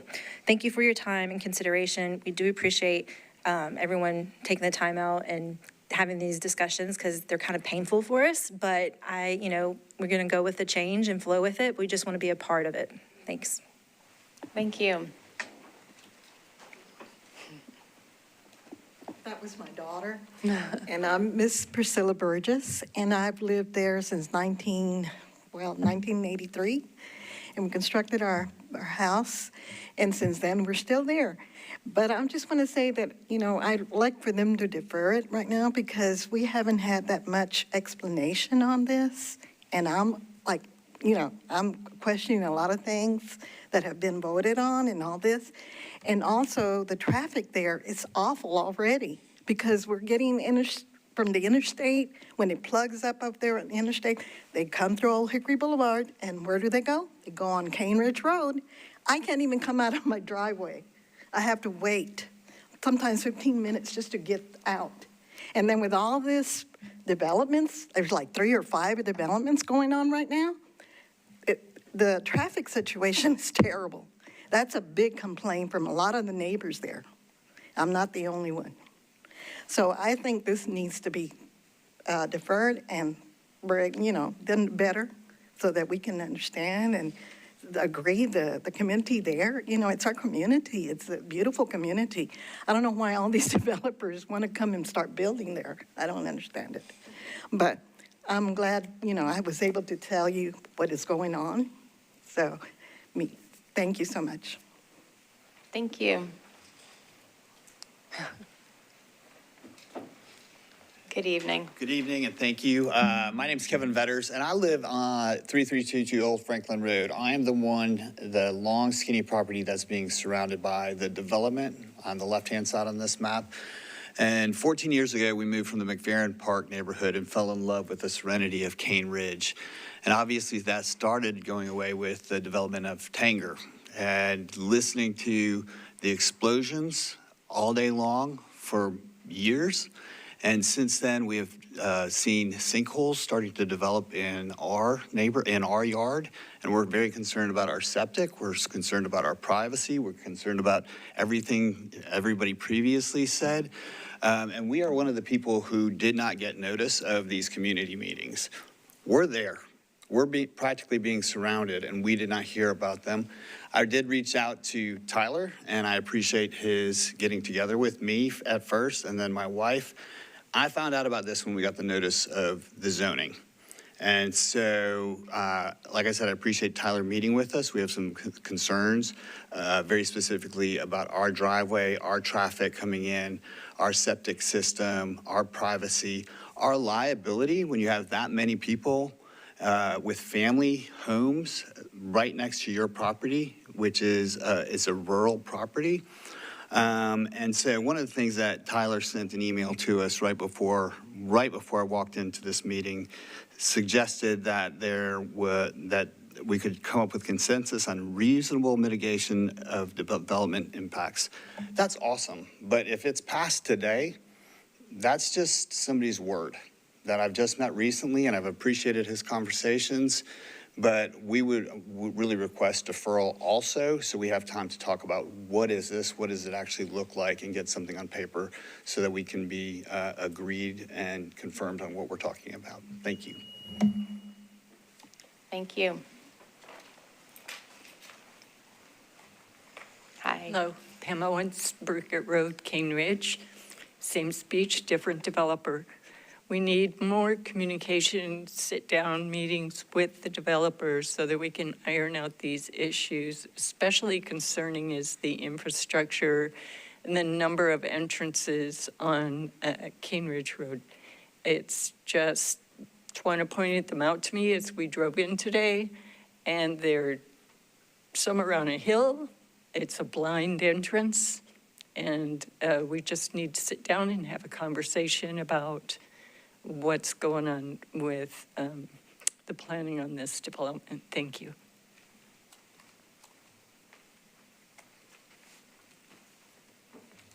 Hi. I don't have that much to say about this, but I do want to just urge you guys to hear that there is a commonality among some of these properties, that there's a council member that is a little bit derelict in getting the community together with these builders, that we're only allowed to have online meetings and there aren't in-person meetings, and those really make a difference in being able to look face to face and have good conversations that are healthy and useful. So I just want to point that out, that I think that's all these, neighbors are asking for, is just some more ability to work together to come up with solutions that everybody's happy with. Thanks.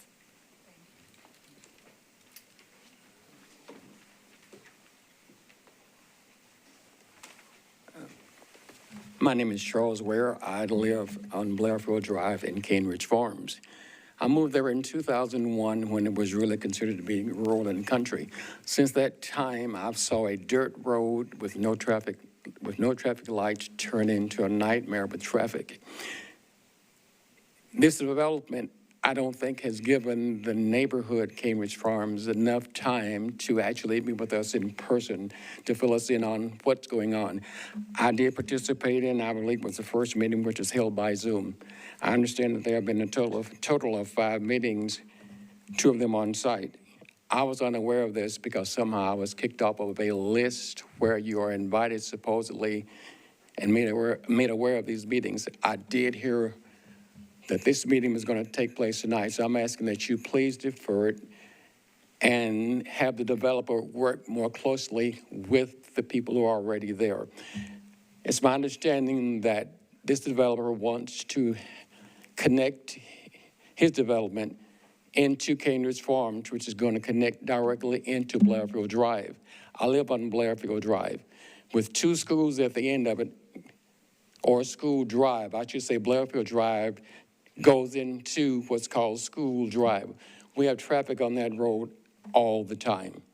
If this developer is allowed to come into it, it's only going to increase it. I do ask that you defer it and that the developer work more with the community and especially Cane Ridge Farms. Thank you. Thank you. Anyone else wishing to speak?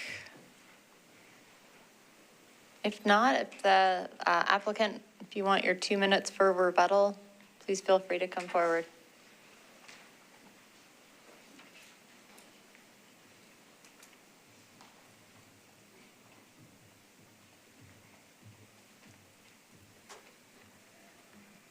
Hello, again, I'm Tyler Deaton, and this is Connor Kelly. Again, for the past 9 months, we've had 5 community meetings. 3 of those have been in person, 2 of them have been on site. Those meetings were in August, November, December, and then 2 in March. As far as the buffers go, we've increased buffers in 5 instances on the plan, and we continue to have dialogue with select adjacent homeowners to improve privacy concerns. As far as traffic, we are improving connectivity. We're providing another outlet for relief, and it takes stress off Blairfield. We've studied this area in a vast scope with our MMTA, beyond the scope actually, and we've identified the impacted areas, intersections, and we've committed to mitigation of those pain points. I just wanted to speak a little bit to the blasting comments that have, come up and address some of that. So, with the blasting, it's a heavily regulated aspect to our business. And so, anytime that there's blasting happening on site, we are always following state and federal laws. In addition, in addition to not impacting the site as much as possible by following those state and federal regulations. We would respectfully ask for your approval. We oppose a deferral because this plan meets policy. There's an overwhelming need for housing in Nashville, and we've put a lot of effort into this plan with constant communication with planning, staff, the council member, and adjacent neighbors. Thank you. Thank you. Okay, commissioners, I will declare the public hearing closed. And Commissioner Smith, can I start with you?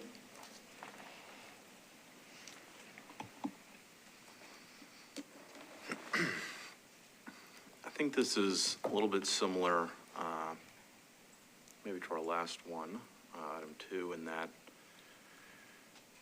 you do have a little incongruency with the neighbors in some directions. Looks like to the south it's fairly similar, and to the north it's less intensive, or sorry, this is less intensive to the heavier commercial industrial to the north, but obviously it runs up against and is taking the place of kind of greenfield.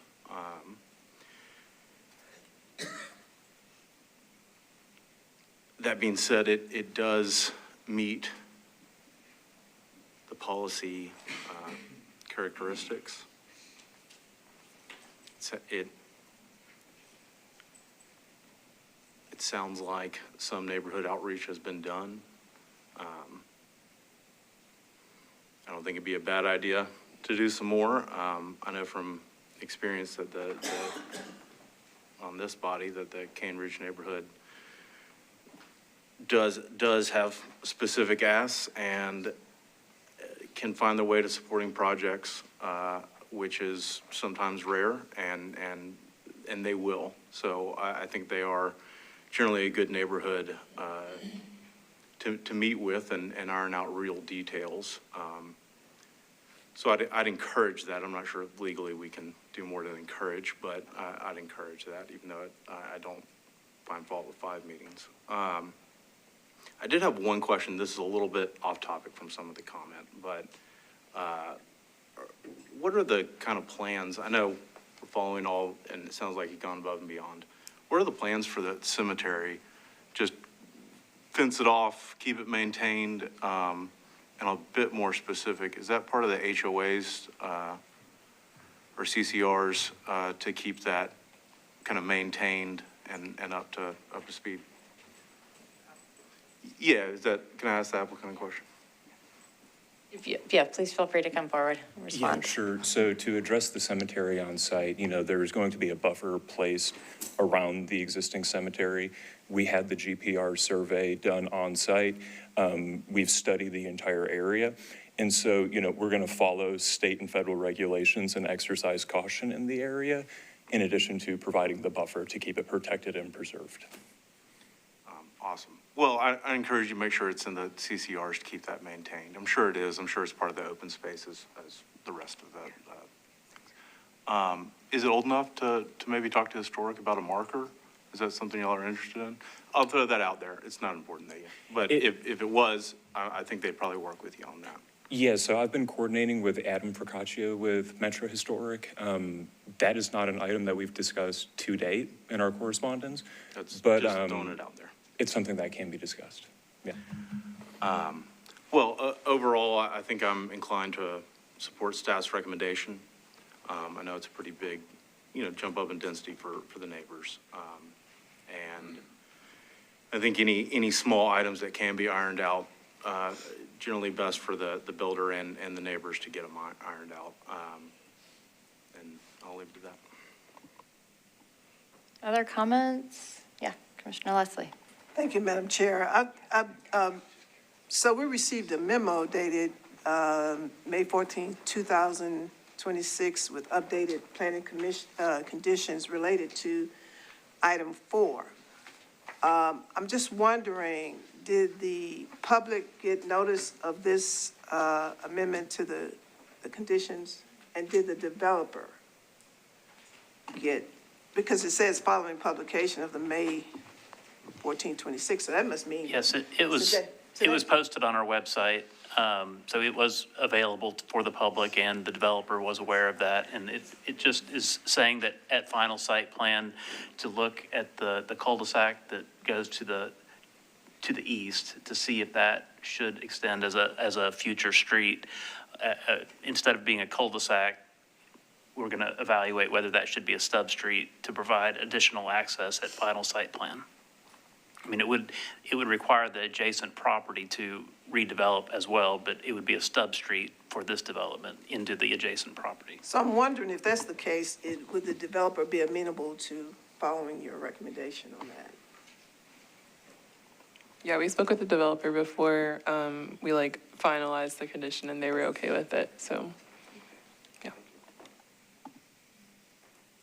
Any further comments? Yeah, Commissioner Denman.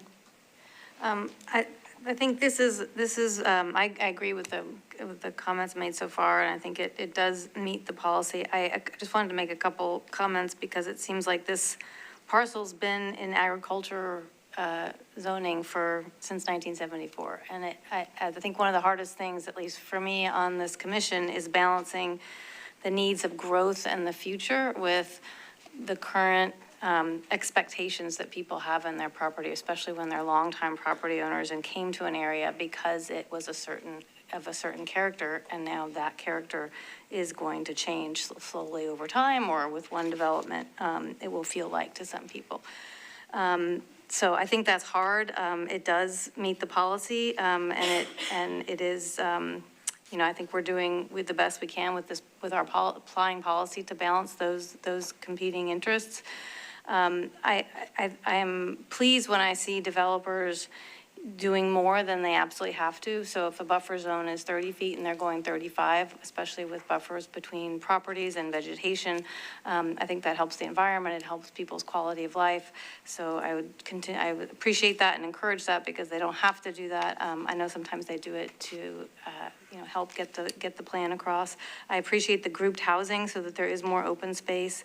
So I think it's a good design and meets what we're trying to do in terms of increasing housing and also protecting conservation areas. I did have a question about condition 3. It says, with the final site plan, an equal or greater amount of undisturbed natural areas shall be provided. I guess I'm confused. An equal or greater amount, equal to what, I guess, is what is the comparison? Equal to what's shown on the plan. We just want to make sure that they don't reduce the amount of open space going forward. Okay, so that's basically saying don't deviate from the natural areas you have on the plan. That's right. But you can add to it if you want. Correct. Great. All right, that's all I have. Thank you. All right, any further? Yeah, Commissioner Marshall. Thank you. Sort of repeating what I've heard other commissioners say, but because it does meet policy, and not only one policy, but 3 policies.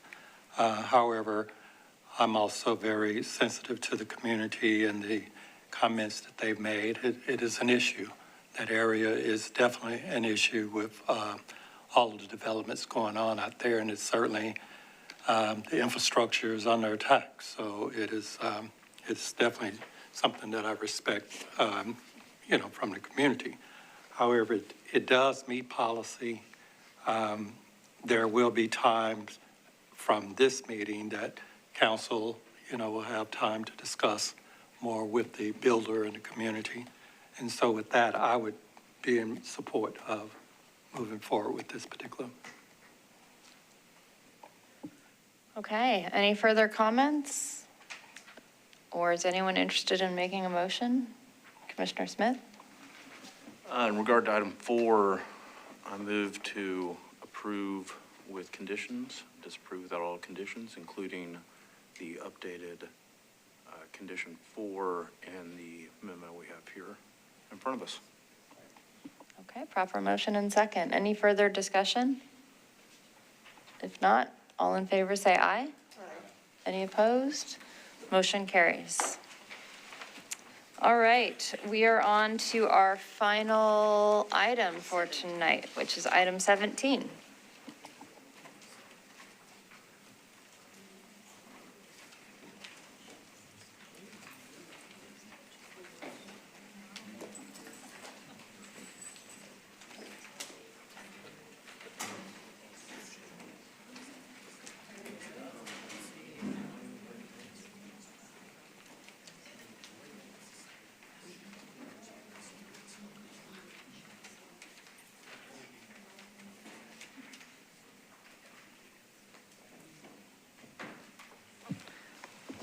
All righty, item 17.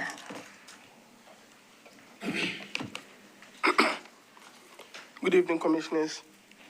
My name is Jeremiah, presenting item 17 on the agenda tonight. This is a request to rezone from single-family residential to 1 and 2 family residential for property located at 868 Argle Avenue. And staff recommendation is to approve.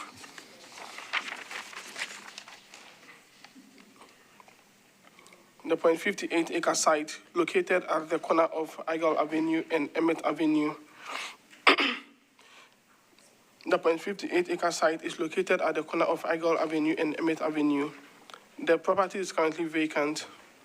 The site is surrounded by a single-family residential zone in Area 7.5 on all sides. Other nearby zoning districts include RM20, Rural 20, while surrounding land uses are single-family residential, 2-family residential, and multi-family residential uses.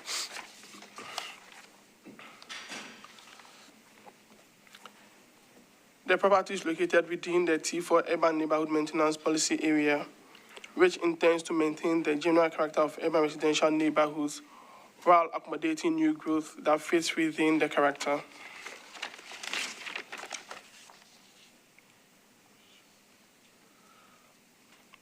The property is larger than adjacent properties and is uniquely situated on the corner of the block with frontage on both Argle Avenue and Emmett Avenue. The site is located within a 5-minute walk of 3 go bus stops along Gallatin Pike and Emmett Avenue. The site is also located within 0.15 miles of Gallatin Pike, which is classified as an arterial boulevard in the Major and Collector Street Plan. For other properties in this area without the same components, a rezoning request will likely be viewed differently. The A designation provides additional guidelines for access and driveways, garages, and includes a minimum raised foundation. For these reasons, staff recommends approval. Thank you. Thank you very much. We will go ahead and open up the public hearing. Is the applicant here? Yes. Hello, you will come forward. You'll have 8 minutes. You can hold back 2 minutes for rebuttal, but just your chance to tell us about the project. Yes, I would like to reserve my 2 minutes for rebuttal. Madam Chairman and Commissioners, I would just like to begin by saying thank you to Councilwoman Benedict and her office for her words of support, which were very kind. And also, I would like to thank a neighbor to the property just adjacent, Ms. Lisa Gunner, who sent an email of support, which I forwarded to the planning committee. And I would just like to say about myself, I am a real estate investor and developer. I work very closely with, Shelby County and Memphis, Tennessee, on several projects on behalf of the community, always on behalf of the community, for almost 30 years now. This lot in particular is, I believe, the largest parcel from Emmett to probably Harrington. It's been vacant and since like 2018. My plan is to put a duplex on the property in order to improve the community. My project will be in line with the current profile of the community and also maintain the current contextual guidelines of the community. I know there is some concern on where ingress and egress will be. But I would like to alleviate those concerns by saying that the current cutout has already been made for the ingress and egress on Argle at the northwest corner of the parcel. Our bill will fit the community very well, and it will provide housing for 2 new families in the neighborhood. This is a community in need of improvement now and moving towards a dire need, I have to say. Several properties I have seen are in need of improvement, and I think this will be a first step towards improving the community as a whole. I look forward to working with the community throughout the process with the Metro Commission. I have, through the notices, provided my contact information, and I'm open to, anyone who wants to have any kind of sit down or conversation about my plans or development. Currently, I have only received one contact, and that was from Ms. Lisa Gunner, who, as I said, was in support. I don't know what much else might need to be said. This is only a parcel, but, this is very important to the neighbors, I'm sure. Having grown up in a community like this myself, you don't want to have a lot of hustle and bustle, a lot of noise, a lot of unnecessary negative impact in your community. And I just want to say that my plan is to improve the community in any way that I can. And I look forward to the community reaching out to me, and I'm available at any time. Again, my name is Terry Norris, and I currently reside in Rutherford County. Great, thank you very much. Is there anyone here that wants to speak in support or opposition of this item? Good evening. You'll have 2 minutes, and start with your name and address, sir. Yes, ma'am. My name's James Moore. I live at 300 Madison Boulevard. I'm a professional engineer licensed in Tennessee to the degree in civil and environmental engineering. I have 20 years of municipal experience with development. So when I see something like this come up, I just automatically go looking at it. Having lived not very far from there during the 2010 flood, that southeast corner was underwater. So it may not show it on the map because that was more than a 100-year event. So, but I just wanted to make that was aware. I'm glad the developer has listened about access, because that curve there is blind and it is not safe to walk more than single file. So I know there's some speed humps in the area, but they hit them just on the other side of the other intersection and just pick up to 40 miles an hour by the time they get into that curve. So I'm glad to hear there's just one duplex going in. There are duplexes on either side of the property, so that could fit in. But definitely hearing about the access, I don't even like pulling off Argle onto Emmett. Emmett is one of those roads that is just dangerous. Okay, it is not good. I did want to, however, bring up an issue that I've seen all through the development in these areas for doing infill. Okay, your T4 plan says that you're going to do improvements in areas that are highly connected street systems with sidewalks, bikeways, and facilities.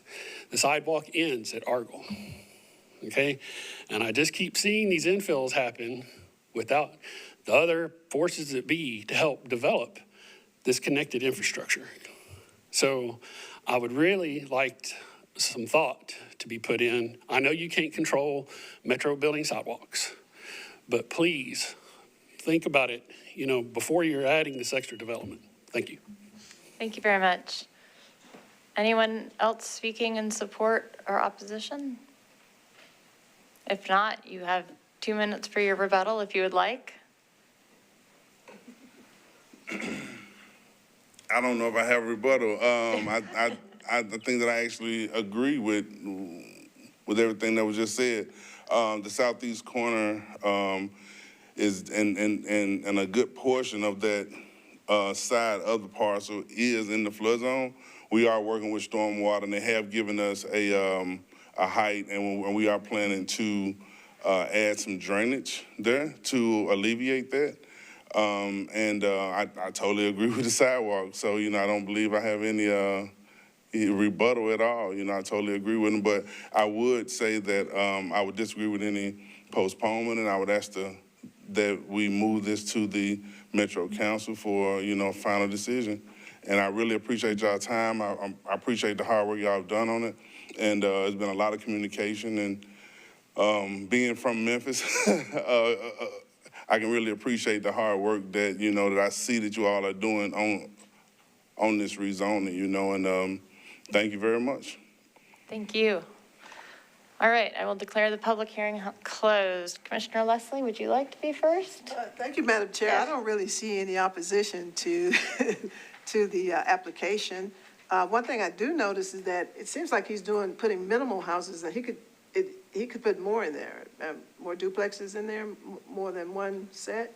Seems like he's doing the minimum amount, which is cool. Yeah, I mean, right now it's one lot, so if it gets rezoned, it would allow for 2 units on that one lot. I mean, there's a possibility that it could be subdivided, but that's a different process that he would have to go through to subdivide, and that would be something that we would have to review. Well, I'd move to approve it with the staff recommendation.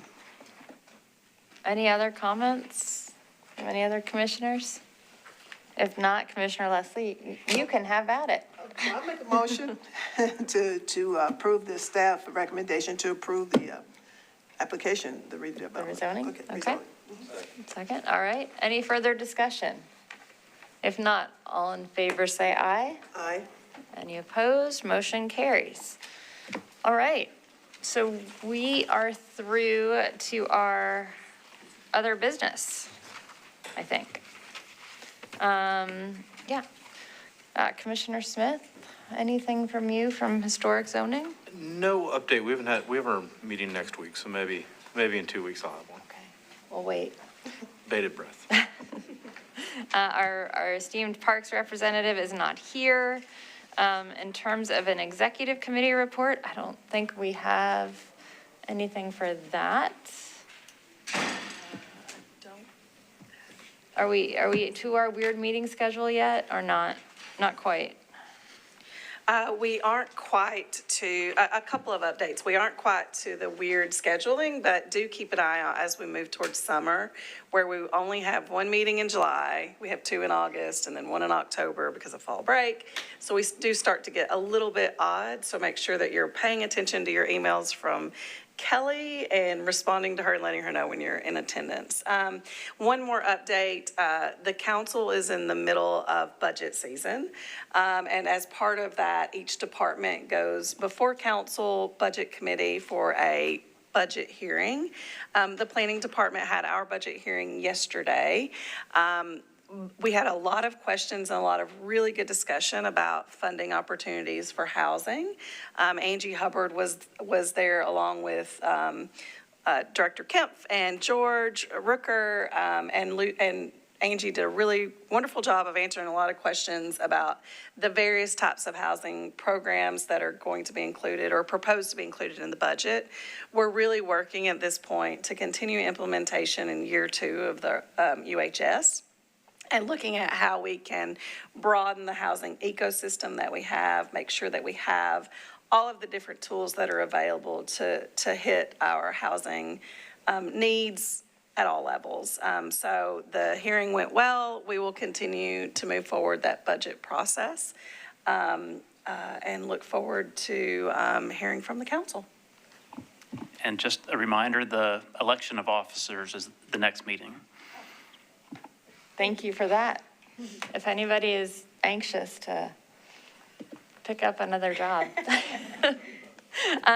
Well, on that note, and as an appropriate segue, anything from council on the legislative update? Nope, except thank you to Ms. Milligan for the update on the budget process. Nothing else. All right. Well, with that, do I have a motion to adjourn? Any opposition to that? We are adjourned. Kathy can stay.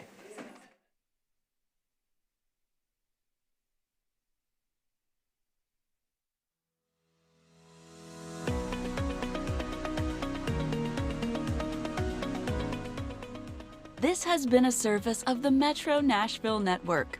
If you would like to see this presentation again, or for more information on this and other programs, visit nashville.gov.